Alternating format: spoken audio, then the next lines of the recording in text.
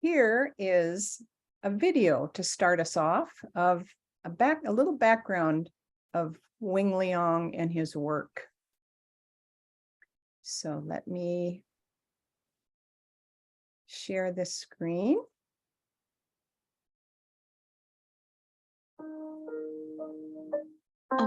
Well, let's see. I can't. And then you click on that bottom right corner of Right. the screen to enlarge. Okay, just a second. I can't find it, Lisa. Well, it should be there when if you hover your mouse over it. There you go. Yes. Yeah. Thank you.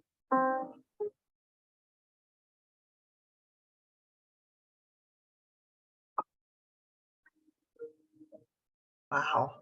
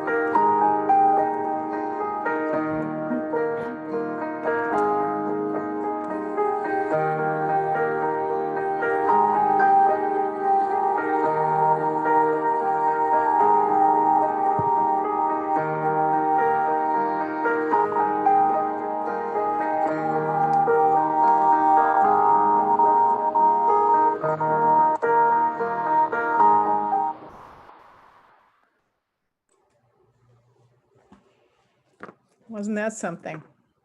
Wow.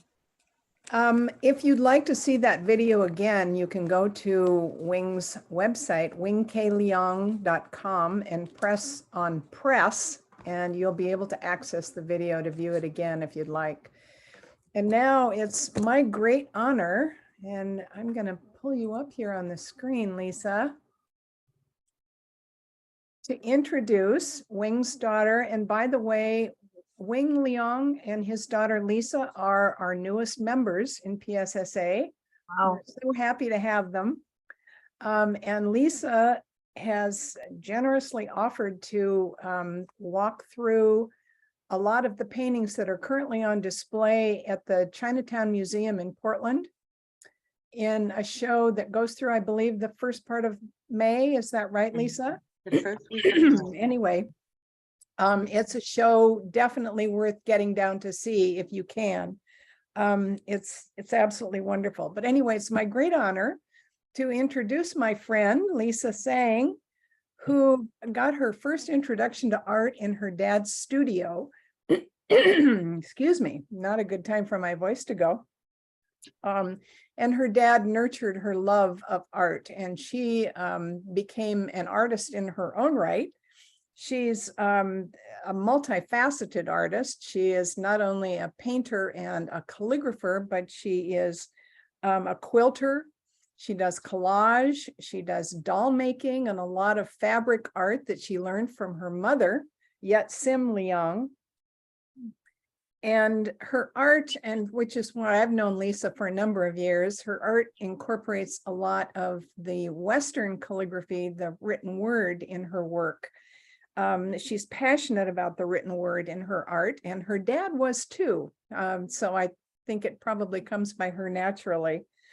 Her father studied, as you saw in the video, under Lloyd Reynolds, who incidentally was my first teacher back in the 70s.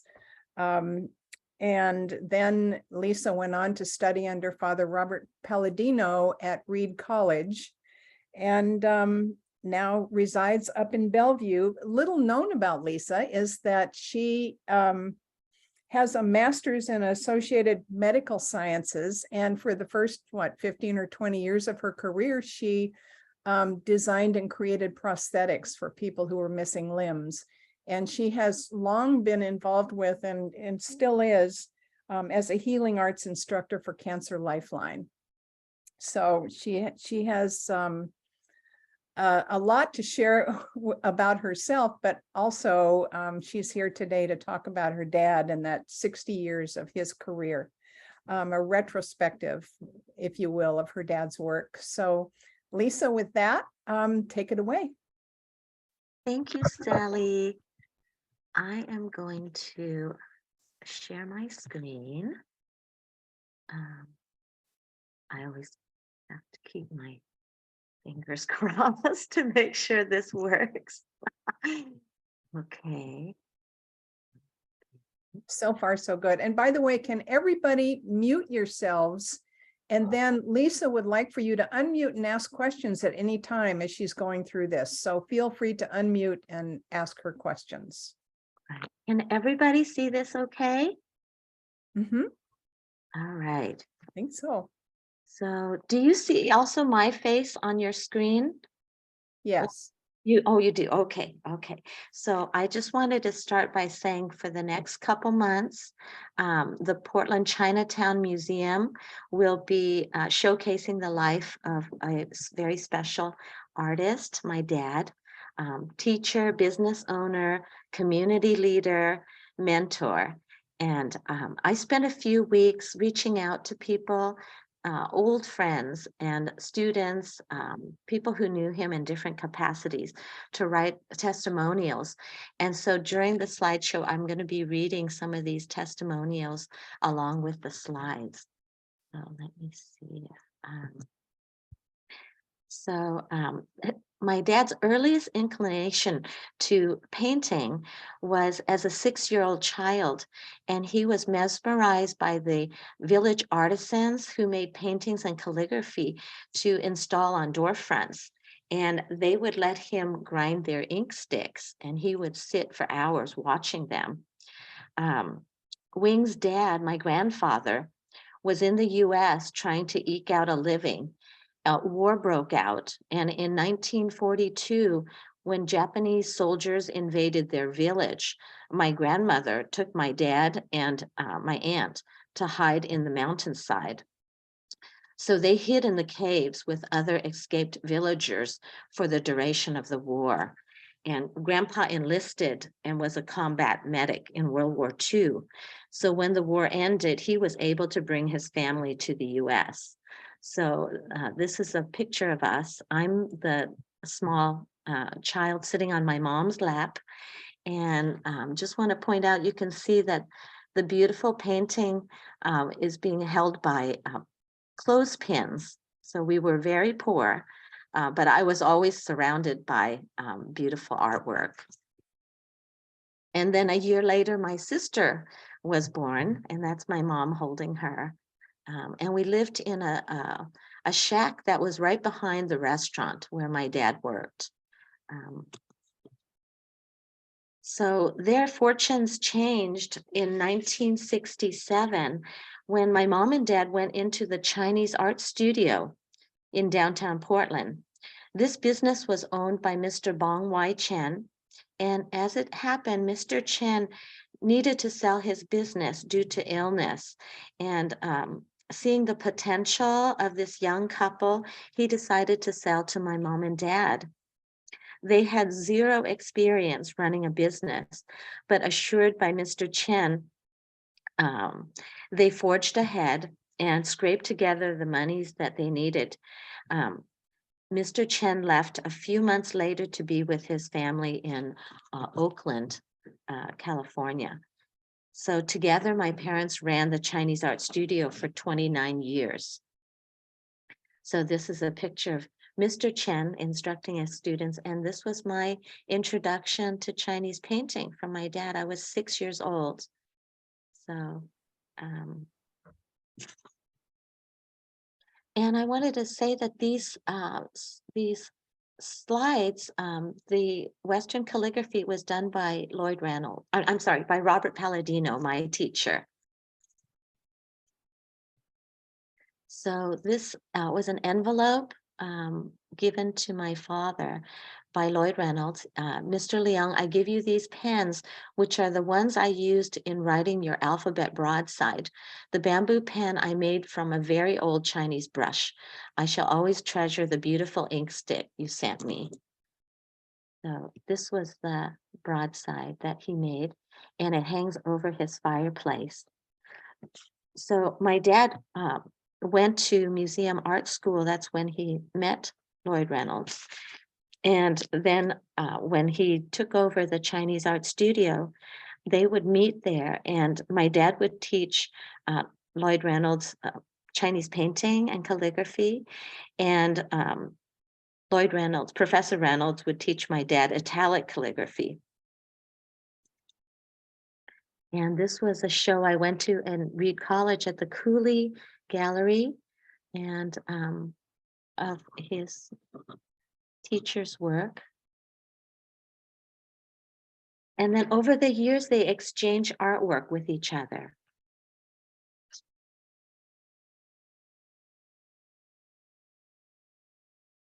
And this is a really old sign that my dad had made, but I wanted to include that.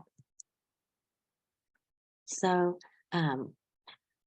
this long piece over the top is the translation for the Chinese characters, Qi Yun Sheng Dong, which means heavenly breeze rhythm vitalizes movement. It's the first canon or principle by Xie Ho, and there's 6 canons of Chinese painting. And I just love the way that Lloyd Reynolds described these characters. So I can read this to you, or you can read it yourself, but I just thought that this is something that was Bong Wai Chen's sort of passed down, and then my dad carried that legacy.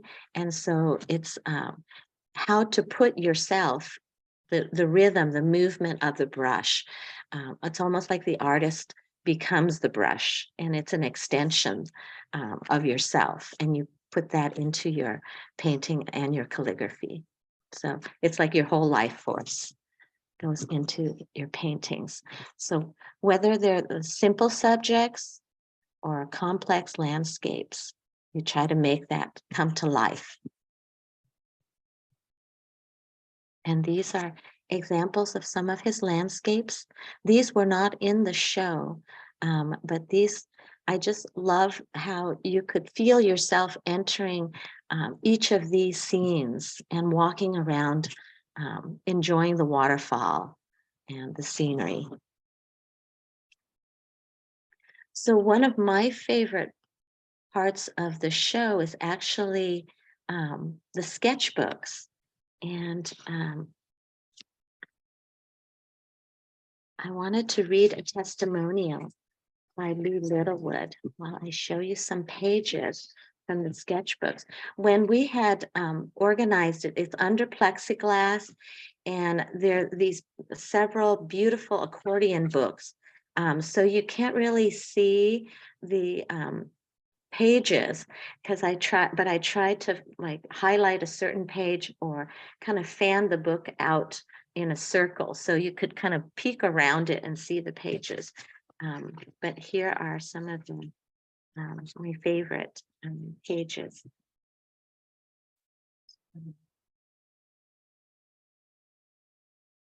In the early 1970s, I was a college graduate, Lloyd acolyte and wannabe calligrapher, trying to figure out how you did this stuff.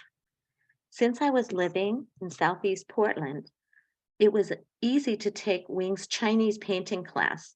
I could ride my bike over to the Chinese art studio on Hawthorne. I didn't have enough money to stay in class, so Wing let me do 1 month on and 1 month off, which is really what made it possible. I was the only student interested in the lettering, but since we were all using the same brushes and ink and paper, it was a breakthrough realization that painting bamboo was also practice for ideograms. A bit later, I got a job in a sign shop, and going from a truck to putting a carbon on the truck with the same brushes was the same hit. I wish I could say that I learned a lot about light and dark interplay from the ideogram examples, but mostly it just looked cool. And it was amazing how fast Wing could write. I remember that for tiny letters, he would let ink dry in a brush, then wet to just soften the very tip. So do eensy strokes with it. And if I have a pointed brush in my hand, I still warm up with a few grasshoppers, downstroke for the head, side stroke for the body, up and down for the jumping leg. That was Lee Littlewood, who is a member of the Portland Society for Calligraphy. So these are pages.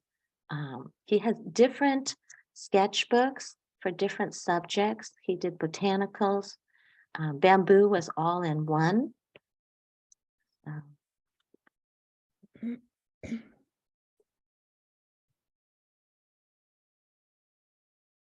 And this is just to show that he could paint very realistic still lives as well as the E-beat style, the idea brush painting, the treatment of horses.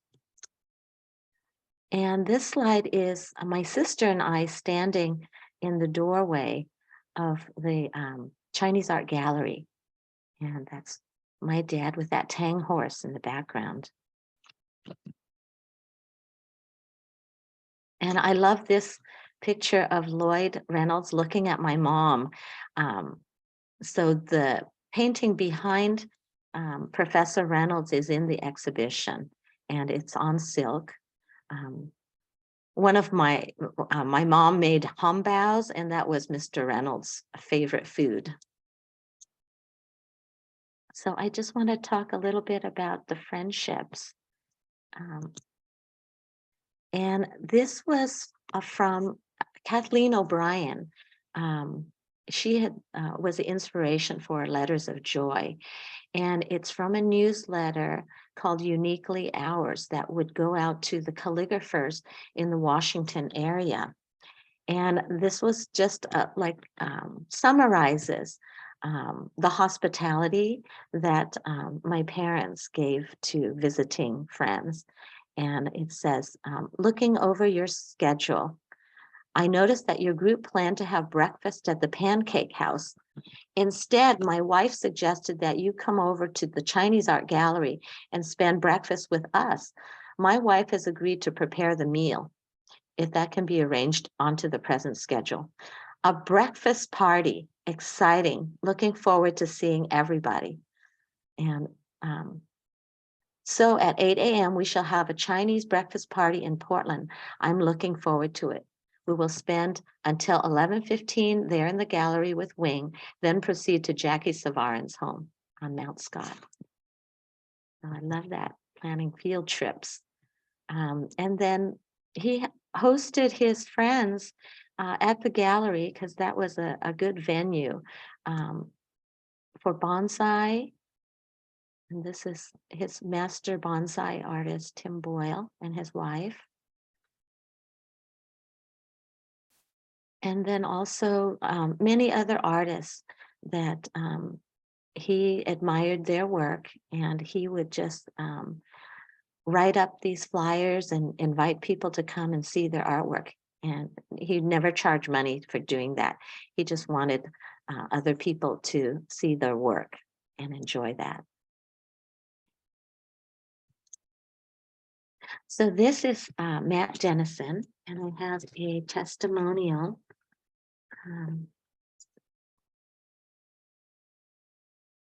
Sometimes a person makes a difference in a life. Wing Leong is such a person. My name is Matthew Dennison, and I'm an artist in Portland, Oregon, a place where I was born and raised. I have been drawing since I was a child and painting since I was 12 years old.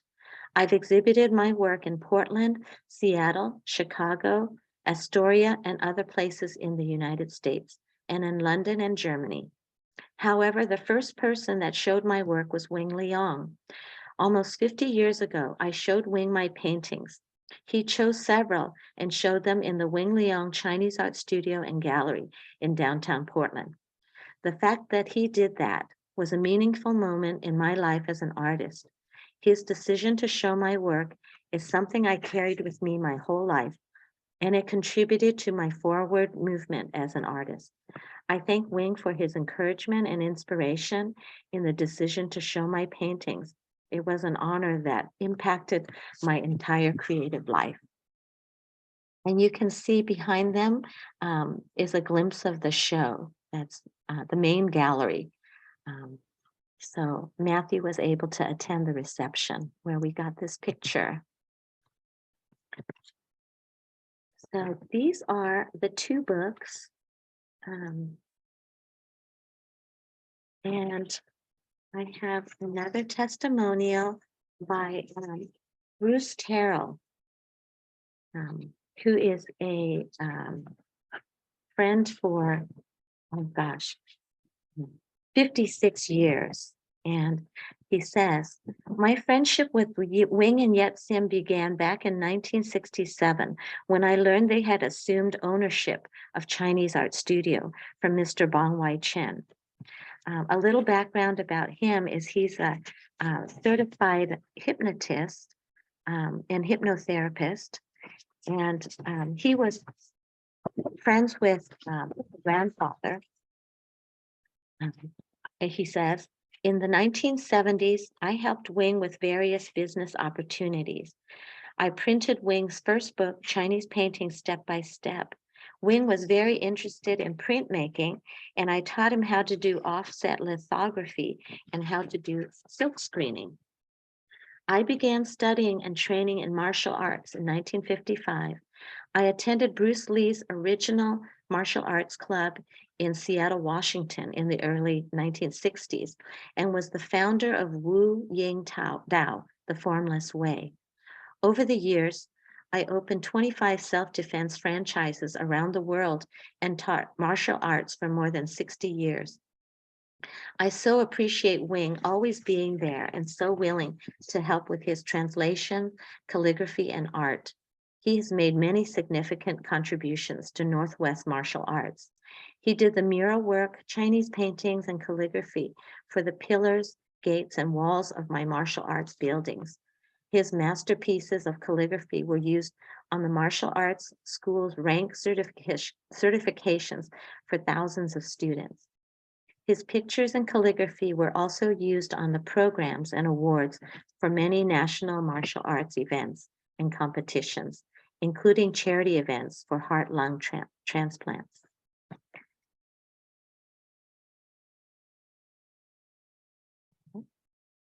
And so this just showcases other projects he's worked on. He does paintings on ceramics and did all the illustrations and the calligraphy, the translations for these two books. These are some pages from that book. And he worked on many commissions, marriage and birth announcements, menus for restaurants, posters, t-shirt designs, paintings on furniture, instructional language books, as well as community demonstrations. So he just did a little of everything, and he continued to teach until 2017. So this is a lamp that he did, and he literally painted on everything. So the piano that we have in the family room, he painted on that, and he even painted the shed in their backyard with beautiful bird and bamboo. So in the show, you'll see very large examples of his calligraphy, but you'll also see some really fine examples of his lettering. And then he also carved seals. And I have something from Carol Dubois. I first met Wing Leong in his elegant Chinese art studio in downtown Portland in the late 70s. I heard for years that this was the place to have a chop made and that Wing Leong was a superior craftsman, longtime friend and student of Lloyd Reynolds. I entered his shop with hopes of ordering a personal chop. I assumed I would fill out an order form and be on my way. Instead, I was welcomed by Wing Leong himself, settled at a table where he flipped through his many notebooks of previous chops. He explained many details and points of interest, and we discussed the possibilities for my chop. It was a lovely experience and made my chop shopping so special. A decade later, I met Lisa Sang at a calligraphy gathering. I learned later that Lisa was Wing Leong's daughter, and then shared my chop memories with Lisa. I recently enjoyed a visit with Wing and Lisa in my home. We shared so many wonderful stories. The special afternoon glows in my memory. And now we go to talking about some of collaborative shows that he did. This is from Charles Lehman. Early in life, I was taught that men should have friends few in number and well chosen. Now, to offer my praise for a very special man, my friend chosen many years ago, Wing K. Leong. My words must be few in number and well chosen. Ordinary expressions of friendship and mutual interest seem inadequate, impolite. A portrait is needed. In the late evening, our home is dark and getting cold, except for the warmth of a small reading lamp by my chair. And this warmth and quietness offers what is needed. My memories appear floating through many, many years. My memories of Wing's generosity and kindness, his quick, skillful, perfect solutions for art productions, cheerful conversations, instant courtesy, respect without words for traditions of family, spiritual life, kindness without end. And finally, there it is, the portrait of my humble friend. made with disconnected thoughts, free to quiver with truth. There's my friend Wing, the living man, and his life he shared with me. And this certificate was actually lettered by Robert Palladino. And this was the, there's this connection. Robert Palladino was a successor to teaching of Lloyd Reynolds. And this was the eulogy that he wrote to Lloyd. And so there's this connection. Lloyd Reynolds was my father's teacher. Robert Palladino was my teacher. And then my sister went to school at Oregon State, and Alan Wong was her calligraphy teacher. So there's this great tradition of calligraphy in our family. And I introduced Robert Palladino to my dad in 1984 when the Reed decided to end their calligraphy program. And so he was out of a job and his wife had passed away. So he was raising his son on his own. And my dad thought, you know, let's do some shows together. And that's what they did. They got together and they produced some beautiful artwork. And I think, oh, this one is not in the show.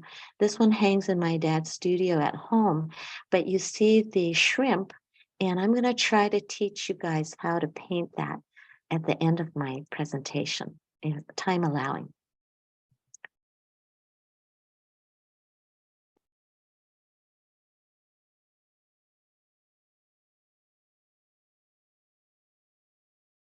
So you can see some of their work separately, and then some of the work when they came together.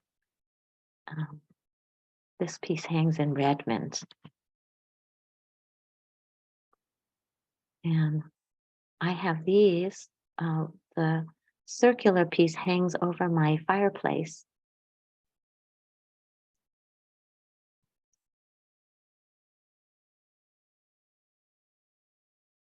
And I'm hoping that Reed College will have a satellite show of the work that my dad and Robert Palladino did together. I think that would be a wonderful addition to this show.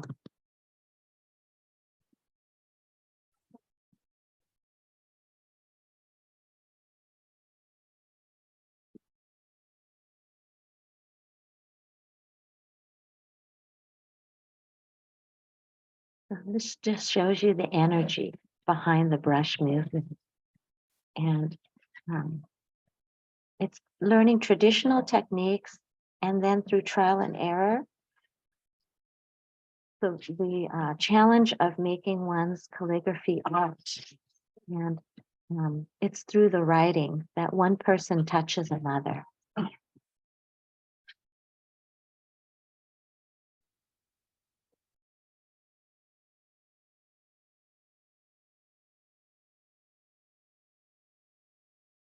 Lisa, did your dad teach calligraphy as well as painting? He did, but not as many people were interested in learning Chinese calligraphy. What a shame. Yes, he could teach to this group. So often we would get together whenever I was in town, and we would have meals together. So they used the power of art to guide people out of tough situations. And this was at the international conference held at Reed College. So eventually, Father Palladino found his way back to pastoral work as a sheep farmer, and also enriching the lives of many people in 2 parishes. And he passed away in 2006. And this is one of my favorite pieces that they did together. So there's a giclée of this in the Reed College special collections. So the spirit of their collaboration will live on. And when my dad hung the show, he walked around the whole gallery space and he told me he liked the small side gallery better. And I told him it was because the main gallery showed his mastery, but the side gallery showed his heart. So that's one of the last times we were able to get together. This piece is in the show down in the hall, down the long hallway.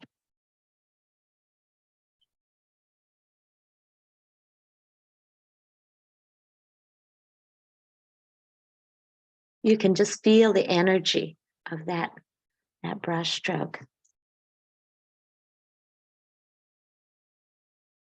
So now I got to talk a little bit about the impact his art had on people's lives. This is a testimonial by Marita Sheeran. And I think you saw a slide of her holding the small piece in the slideshow we watched together. There are times in our lives when specific pieces of art seem to be a gift from the universe.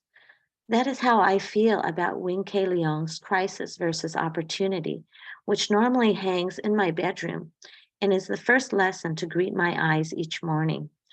In early 2017, I was lucky enough to be in Professor Leong's long-awaited brush class for calligraphers, a few days after I was diagnosed with a rare subset of endometrial cancer. I was even luckier that this new friend was just waiting for me to purchase her. She guided and comforted me through the active treatment that saved my life, and she continues to remind me daily of such an important mantra. Thank you, Master Leong, for constantly reminding me in 2 gold and silver leaf squares of how to look at life. Thank you for being the mind, heart, and hands of our most generous universe.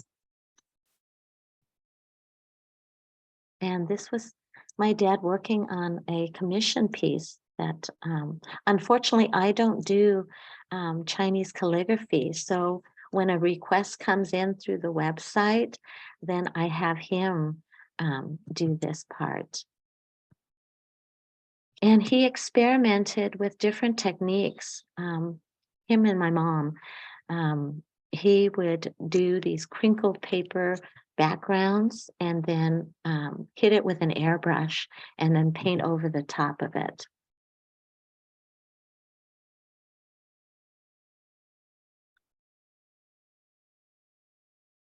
And then people always ask me, does your dad still paint? And I have to tell you that he does. And last year, someone had asked to do a translation of all her grandkids' names. And so I did the calligraphy on the bottom and then sent all the paper to my dad. And then he did this beautiful calligraphy and he added a bird or a butterfly. I wanted to read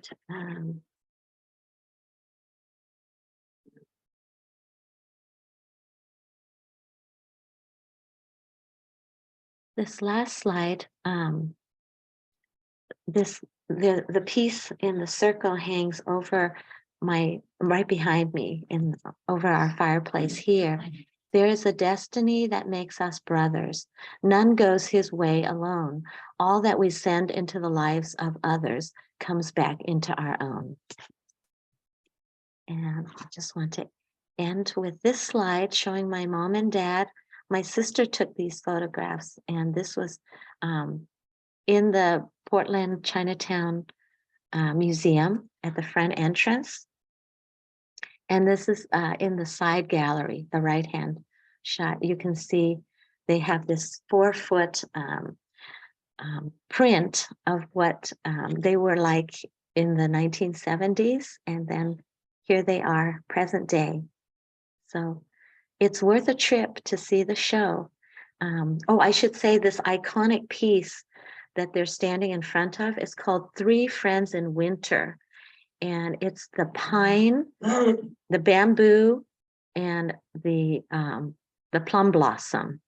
And the plum blossom blooms in wintertime, and it's a symbol of courage. So I think that's the end of my slideshow. And I will stop share. Okay, and I can answer any questions that people might have.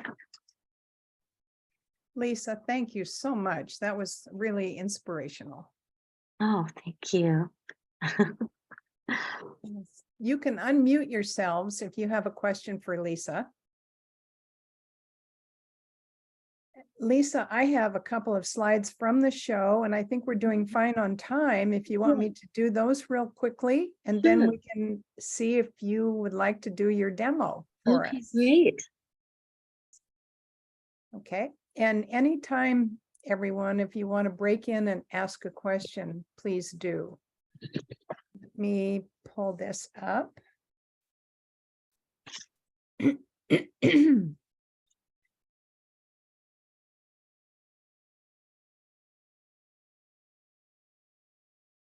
Okay. These are some photos that I took at the show, at the opening. So you can see some of the pieces that that were in the show. I apologize that they're because of the reflection on the glass that you'll see some reflection throughout, but for the most part, you can get an idea of what's in the show. Excuse me. But first, I want to share with you a little story. If you remember at our auction back in December, one of the things that we had in the auction that Lisa had donated was one of her dad's books on how to paint bamboo. And whoever got that book, I can't remember, I gave them my book because I thought it was easier to do that than to have Lisa exchange the addresses and do all that. So I just contacted Lisa and I said, well, you can just send me the book then. And but I have one request, and that's that I'd love to have your dad write in it. So Ron and I got to the exhibit, and we walked in, and there was Wing sitting at a table with a lot of people gathered around him. And I thought, well, how nice, he's demoing. And we couldn't get close because there were so many people standing around, but I found out later that what he was doing was writing in the first page of my book. So not only did he sign it, but he did this lovely little painting as well. So that was fun. So here are some of the shots that I took. Again, you can see the reflection in the glass, but I hope you can still see the beauty of his gorgeous work.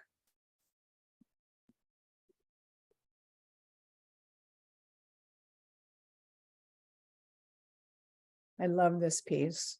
You saw that in the slideshow. It's hard to get an idea of how large it is. It is very big, you're right. Until you're actually standing in front of it. And his bamboo is unsurpassed.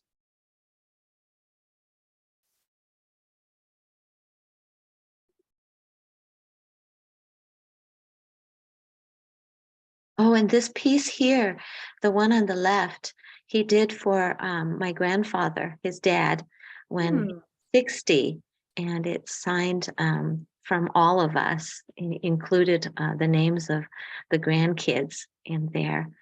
But it's a style that he, it's different than what he normally does. You can see the two side by side. One is the E-beat style, the idea of brush painting, and the Gung beat style, the work brush, where everything is outlined. What a nice 60th birthday gift. That's the character for long life.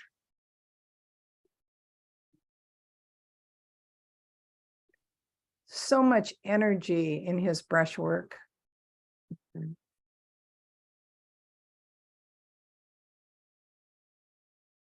Oh, I forgot to mention that somebody was interested in purchasing that that piece. That was a gift to my grandfather, and we were like, sorry, it's not for sale. Oh, I'm sure. Lisa, Yes. take a question. Could you describe what the idea style is? I'm not familiar with that term.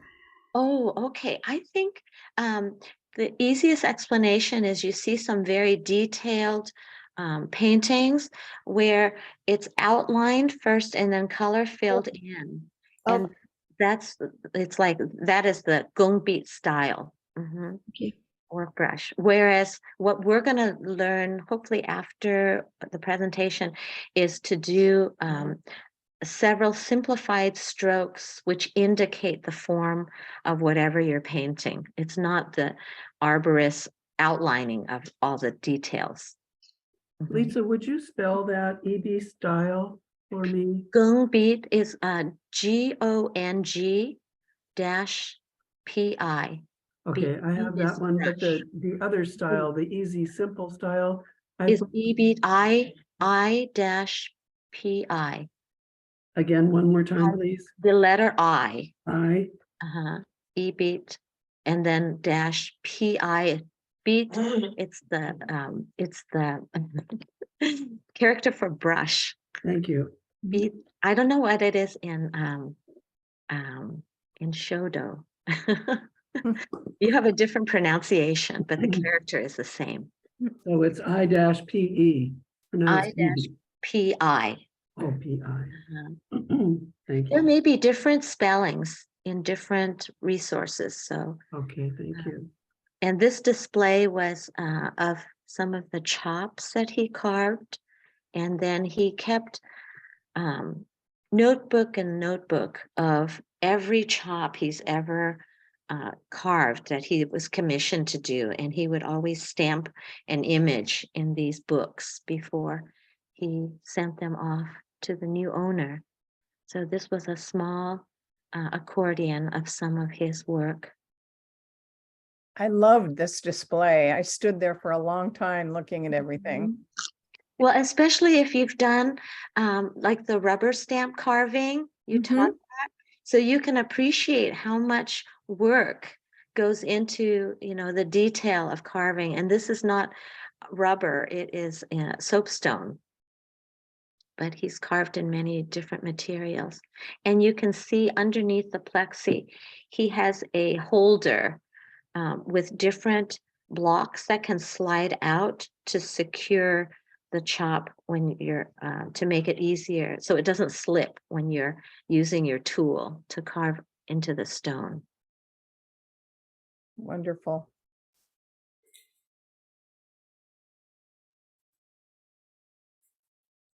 So I try to encourage everyone to see the show in person. It's a different experience than seeing pictures of it. And Especially the one on the right, which has a blue tint to it, but it doesn't when necessarily when you see it in person. right. So again, these are just my little cell phone shots, but I love this one too. Mhm. This is the full painting on the left, and then the brush strokes were so incredible in there that I took a little bit of a close-up here so that you could see the intricacy of some of those strokes. Mhm. And I think this was like a 53-inch long scroll. Yeah, it's long, it's big. Yeah. And this another one, a very large piece. And because it was the year of the rabbit, Yep. we had to find one. I found this one buried in his Hawthorne studio. Oh, it's wonderful.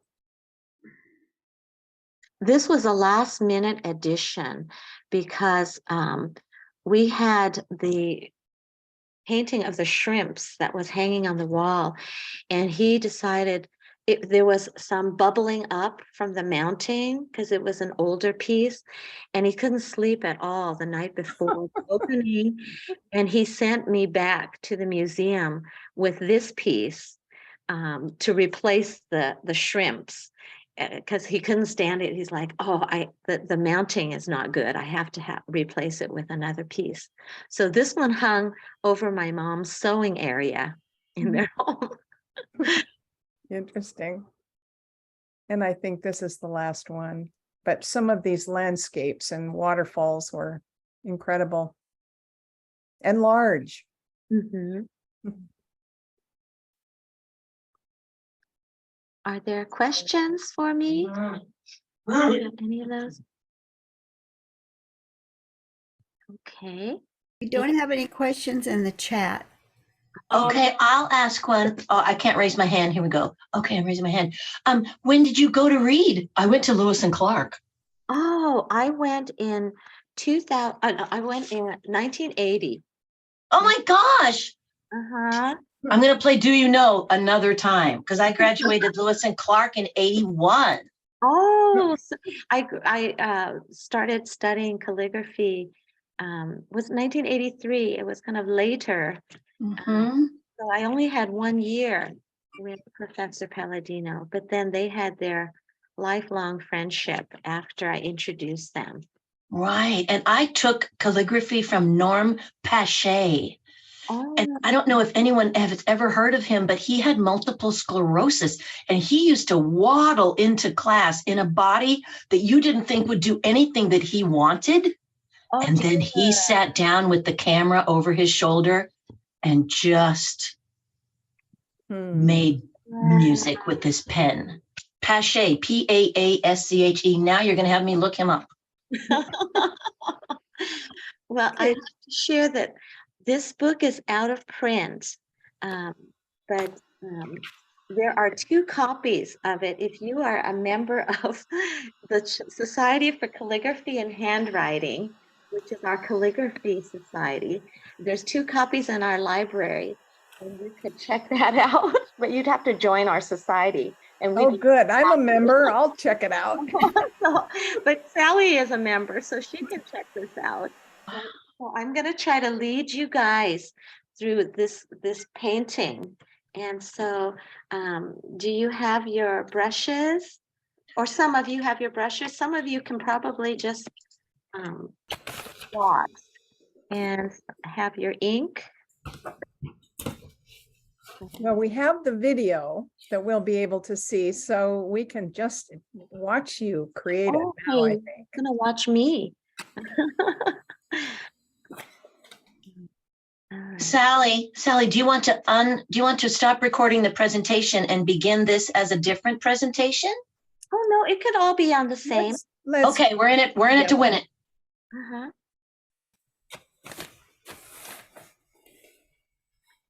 I should ask, is anyone following along with me right now? If so, Oh, Sheila is. who? Sheila. Sheila, okay, then I should explain a little bit more. So you start with 3 strokes, this for the head, and 2, this is the head. Then we're gonna make these strokes for the body. And you can tell I'm curving my strokes around to form the body, which is this. There's 6 segments.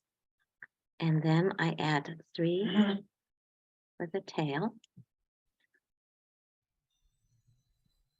Then you can see that the brush has kind of ended up sort of in this position.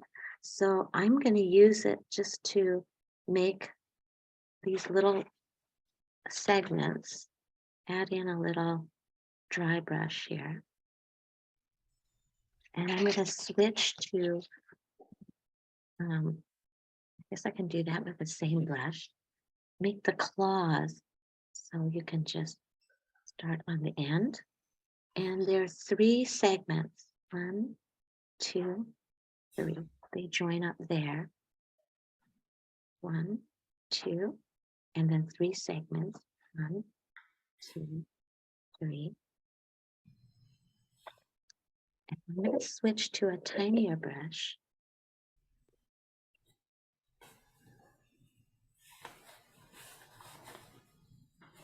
I'm going to do a pull stroke and then release pressure to make the eyes here. See how I did that?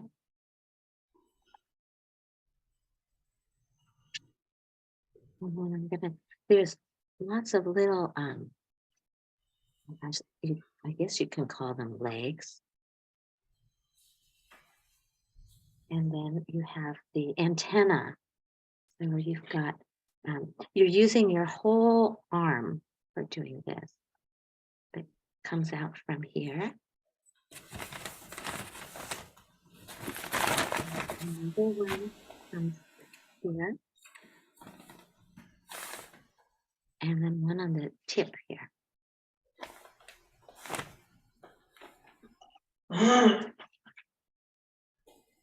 How are you guys doing? Good? Great. Let's do one more.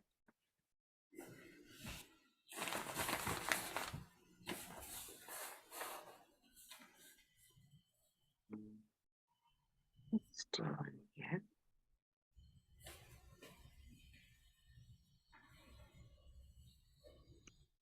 And this stroke is just, you apply the brush and then you add pressure.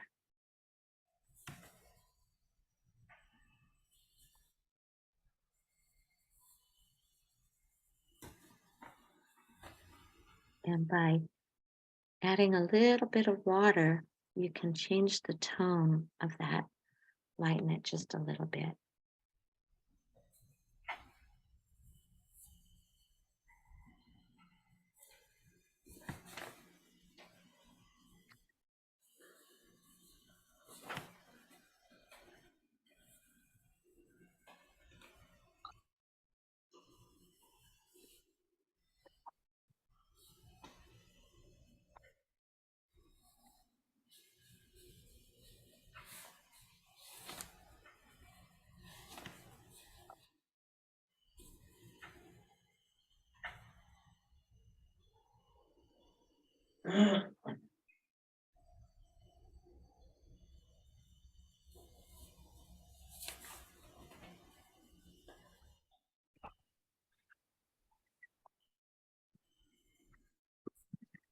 And this is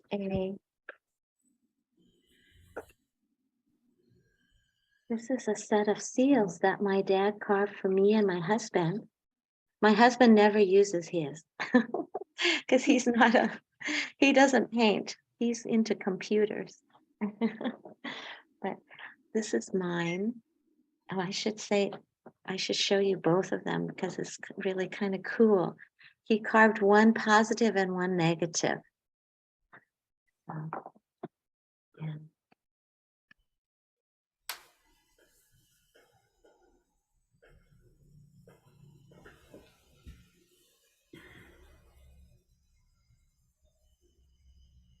And there you go. It's beautiful.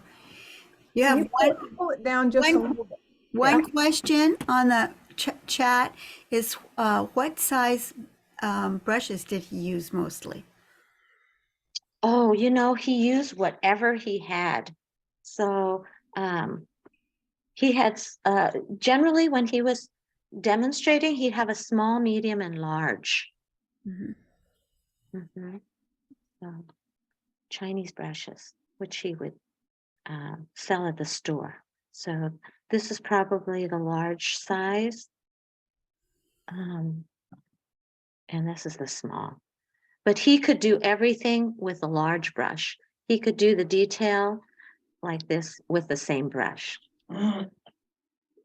He would not have to switch like I did. If I was going to try to do everything with a large brush, I don't think the fine lines would turn out as good. So I did have one card he made, this one, which I told Sally that I could send to somebody. This is our giveaway for the people who actually tuned in person. Thank you for doing that. So only those people who are present could win this. So I will get the address from Sally and send it to you. So, Okay, what I'm going to do is pull up my gallery view. right, pull up your gallery view And then I'm going to close my eyes and run my finger around the screen, and wherever it lands that person will is be the who's winner. going to get this. Right, and I could put your name down here, so You know what? It's Suzanne Harper. Suzanne Harper. Yay. Really? Oh, Congratulations. well, thank you. We will get that to you. I will send you, Lisa, do you have the new directory? I think I do. So Well, I'll if just look you- for her in there. I can send you her address, but it should Okay, be in your perfect. directory. Okay. Is she in Washington? No, in Oregon. Oh, you're in Oregon. Oh, then you have no excuse. You must. No, I do not have Wonderful. I have no excuse, and I plan on going to Portland. So, Oh, wonderful. Oh, what part of Oregon are you? Eugene, Oh, Eugene. Oh, gosh, that is quite a drive. it's less than 2 hours. It's fine. So yes, I did want to thank the Portland Chinatown Museum for squeezing us in to make it possible to have this show and honor my mom and my dad's life's work. Because really, my dad would not be where he is without my mom. Yeah, your mom is a force, that's for sure. Well, Lisa, on behalf of everyone who's here, I think I can say we all thoroughly enjoyed this. And for those of you that have an opportunity to get down to Portland to see that show, please do, because it's definitely worth the trip. Mhm. And we're hoping to have an artist catalog produced, and the only income that the museum gets is from memberships and admissions and sales from their store. So really appreciate if you can go in person and see it. That's great. Thank you so much.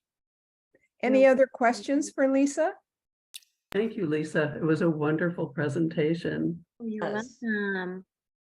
Feel free to unmute yourselves if you have something to say.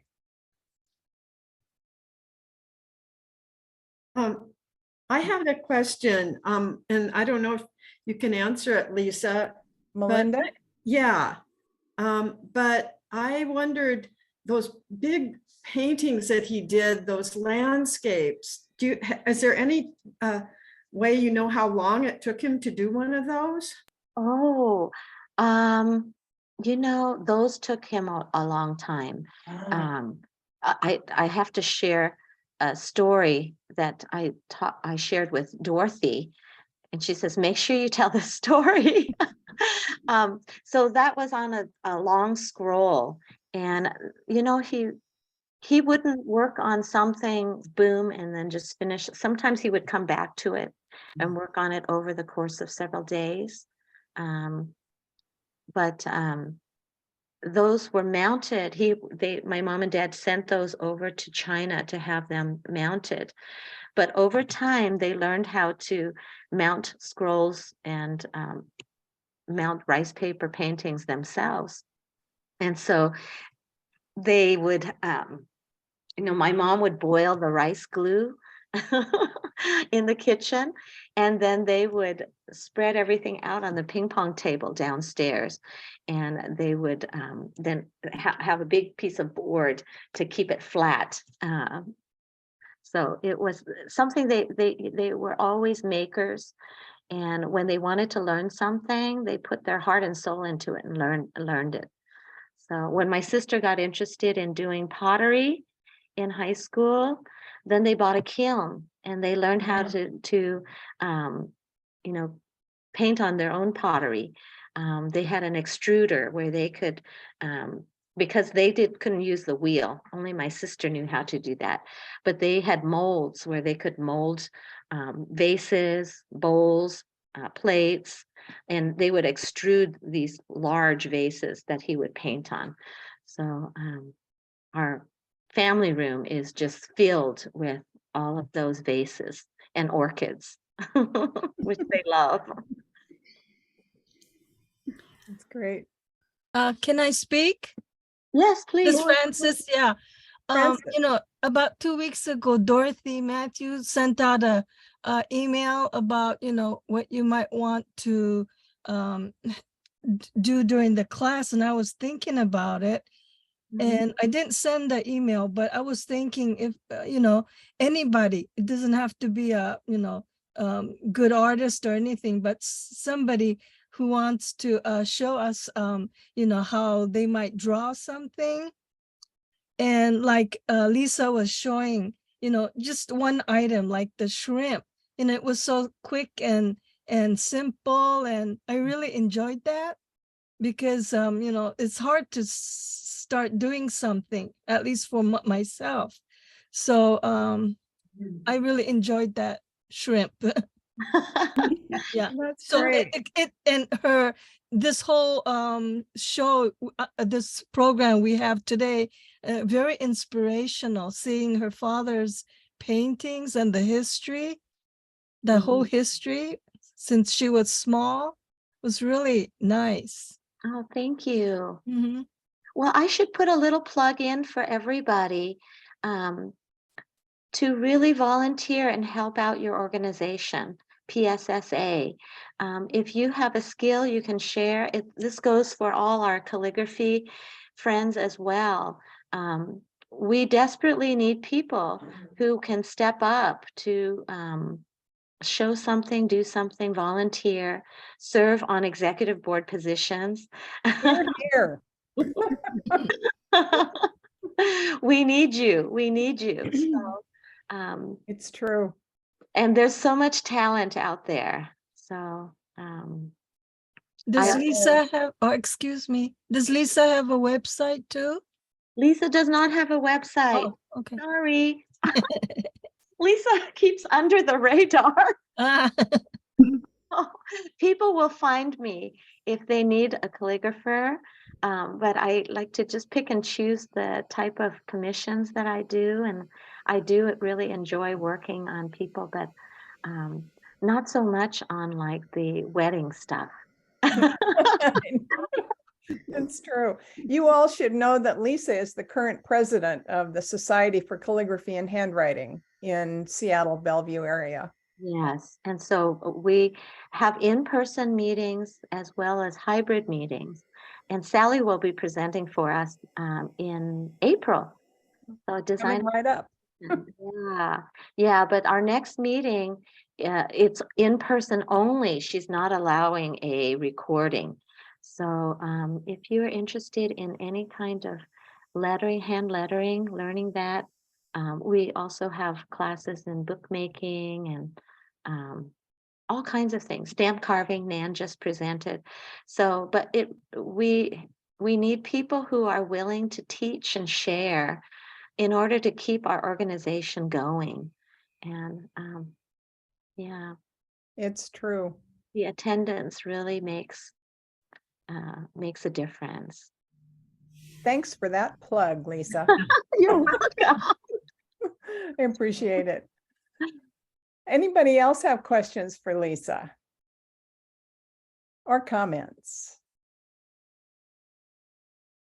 And Okay. if not, thank you again, Lisa. That was most wonderful. We all enjoyed it. And now we have the recording. And we will make the recording available pretty quickly, right? We don't have to wait until the show is over. You don't. Okay. Yeah. I'll share one last testimonial by Charlie Newland with everybody, and then we can close with that.